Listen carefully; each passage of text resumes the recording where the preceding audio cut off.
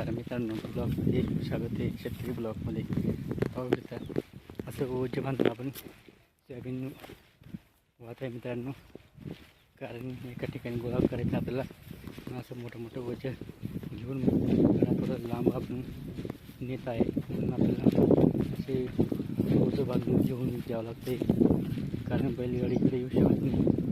म्हणून आपण तिकडे एका ठिकाणी आपल्या बैल कडे यायला थोडी अडचण आहे. म्हणून आपण डोक्यावरती सगळं वाहून येतो मित्रांनो, जेणेकरून आपल्याला खूप कष्ट करून असं व्हावं लागते.